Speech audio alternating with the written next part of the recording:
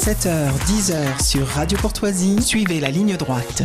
Et comme l'actualité nous l'impose, vous allez une nouvelle fois nous parler d'économie. Et oui, je vous reparle du budget ce matin, car nous sommes enfin rentrés dans le dur avec l'examen en hémicycle qui a débuté cette semaine et qui risque à terme de se terminer par un énième 49.3. Alors là où la pilule a le plus de mal à passer, c'est qu'on réalise au fur et à mesure des jours que notre argent a été intentionnellement dilapidé en un temps record. Et pour comprendre comment notre dette a pu se creuser autant, un ancien banquier a listé les principales causes de cette banqueroute qui ne dit pas son nom, tout en pointant la responsabilité de Bruno Le Maire, bien sûr. Écoutez, on a eu un gouvernement Macron, enfin des gouvernements Macron, qui ont fabriqué 1000 milliards de dettes supplémentaires depuis 2017, depuis la fin 2016. 1000 milliards de dettes supplémentaires. Record absolu. On a eu le plus mauvais ministre des Finances qu'on peut imaginer, Monsieur Bruno Le Maire. Vous savez d'où ils viennent les 1000 milliards d'ailleurs, c'est intéressant, 1000 milliards, pour montrer à la fois la responsabilité terrible qui pèse sur Michel Barnier. Les 1000 milliards, il y en a un quart qui viennent des crises. Donc les crises, oui, ça c'est des accidents, c'est pas prévu. Il y en a un quart qui proviennent des allègements fiscaux. Le reste, c'est-à-dire 500 milliards, c'est du déficit social, des dépenses sociales. La politique du chéquier. C'est pour payer des retraites. Ouais. C'est les retraites. Et à l'intérieur, ce que Michel Barnier n'ose pas dire encore, ça je le comprends, parce que dans la situation où il est, personne d'ailleurs n'a osé le dire jusqu'à présent. Pour l'essentiel, ce sont les retraites. Et puis à l'aube de l'ouverture possible d'une commission d'enquête parlementaire sur la gestion politique de nos finances publiques, souvenons-nous de ce que disait justement Bruno Le Maire lors d'une autre commission d'enquête, celle du Sénat. Toutes les accusations qui ont pu être formulées, comme quoi j'aurais délibérément dissimulé au Parlement des informations qui étaient à ma disposition, sont graves, infondées, et je compte bien prendre le temps nécessaire pour en faire justice. Et je pense qu'il est plus intéressant pour le peuple français que nous comprenions ce qui s'est passé plutôt que nous accusions et que nous regardions effectivement comment réduire la dépense publique dans notre pays, accélérer le désendettement et la baisse des déficits, plutôt que de faire de mauvais procès à un ministre des Finances qui, depuis 7 ans, chiffre à l'appui, a toujours fait preuve de sincérité dans ses budgets, dans le respect de ses déficits et dans le désendettement, à l'exception de la période du Covid. Et pourtant, dans ma chronique de la semaine dernière, je vous avais parlé de ce SMS énigmatique, La vérité apparaîtra plus tard, et qui montrait bien comment des informations capitales nous sont cachées délibérément et à nos frais. Et dans cet extrait, Bruno Le Maire a l'air plutôt à l'aise et déterminé de prouver qu'il n'a rien à se reprocher. Et pourtant, le rapport des sénateurs se révélera accablant pour l'ancien ministre. D'ailleurs, un de nos invités réguliers, Tom Benoît, n'avait pas hésité à le mettre face à ces contradictions.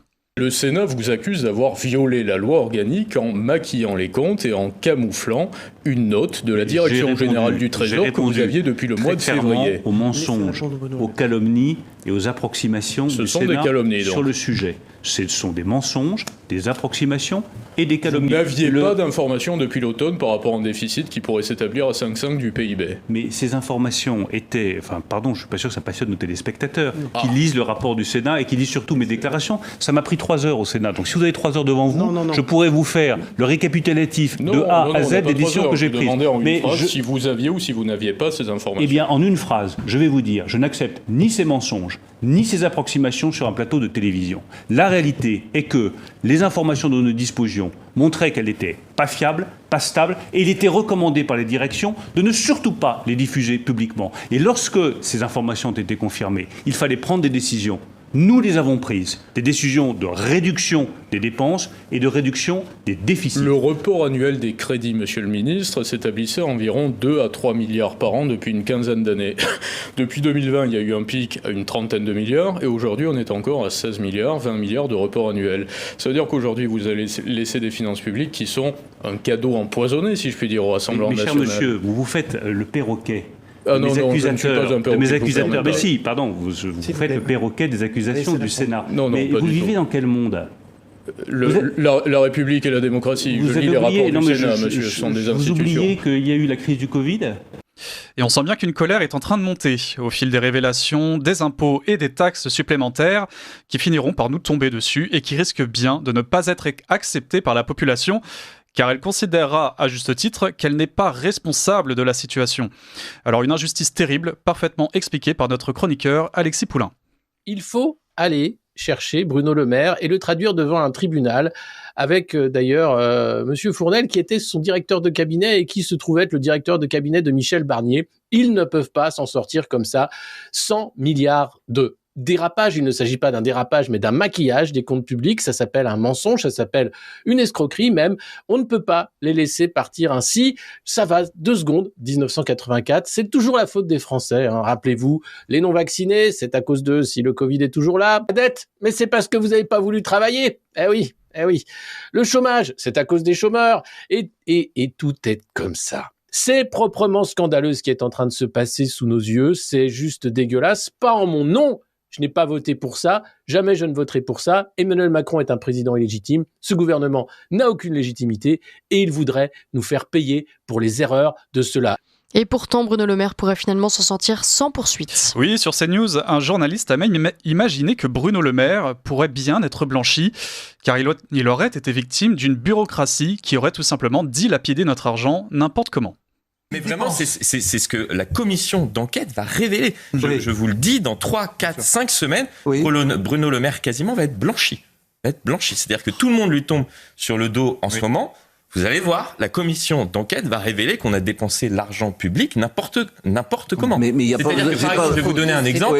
Au moment où, effectivement, il y a un contexte inflationniste important, c'était il y a 2 ans, Jean Castex, c'est quasiment 2 ans jour pour jour, se rend sur le plateau de TF1 et annonce le gel des tarifs du gaz, alors même qu'on ne connaît pas encore le cours du gaz. C'est-à-dire qu'on annonce une mesure, on ne sait pas si elle va coûter 5 milliards, 10 milliards, 15 milliards, 20 milliards, 30 milliards. Le ministre de l'économie n'est même pas au courant. Et ce qui est encore plus rageant, c'est que ces nouvelles impositions et taxes vont, à terme, et encore une fois, se conclure par un échec, comme nous le rappelle l'économiste Marc Toiti. Non, ce qui est clair, c'est que malheureusement, nous sommes aujourd'hui en France numéro 1 du monde en termes de pression fiscale. Il n'y a pas un pays au monde qui a plus de prélèvements obligatoires par rapport au PIB que nous, les Français. Et donc évidemment, tout ce qui concerne une nouvelle augmentation de cette pression fiscale est un échec inévitablement parce que ça va casser l'activité économique. Donc finalement, on va réduire l'assiette fiscale. Donc on va ponctionner plus, mais sur un gâteau plus petit. Donc à la fin, il y aura moins de recettes fiscales qui est estimée. Donc cette erreur, si vous voulez, on l'apprend en première année d'économie. Donc c'est vrai que c'est très surprenant que nous ayons encore cette erreur qui soit faite par le gouvernement actuel. Et quand on se penche sur les économies que l'on pourrait faire assez facilement, on découvre un enfer bureaucratique qui pourrit la quasi-totalité de nos institutions, écoles, hôpital, agriculture, sécurité. Même pour voter le budget, on se rend compte de cette folie administrative qu'a tenté d'illustrer le député Jean-Philippe Tanguy.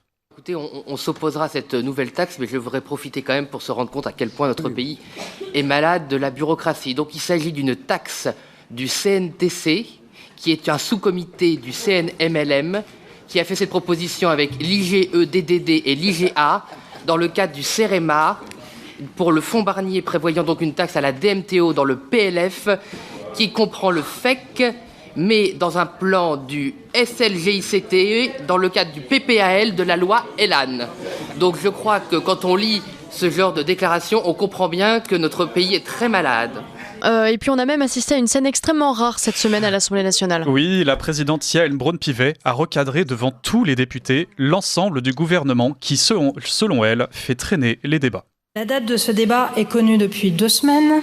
Le plan devait nous être communiqué le 15 octobre au plus tard. Il ne l'a pas été.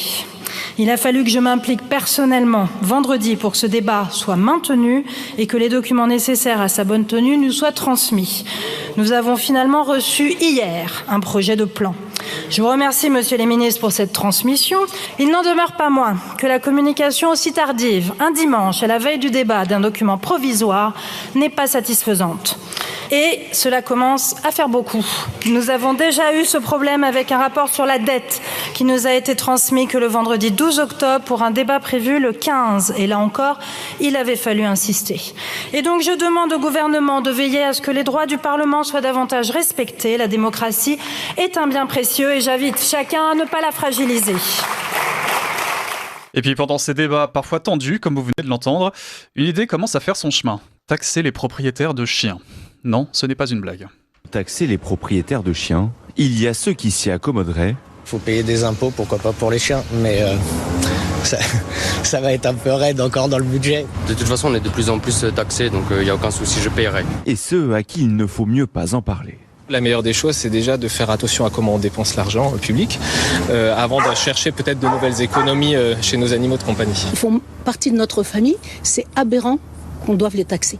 Pourtant, chez nos voisins allemands, l'impôt sur les chiens a toujours existé.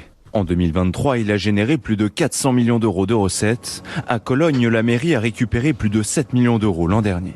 Les propriétaires de chiens reçoivent une vignette que le chien doit porter sur le collier, afin que le bureau de l'ordre public de la ville de Cologne puisse vérifier si la taxe est payée pour ce chien. La taxe est de 156 € par an et par chien.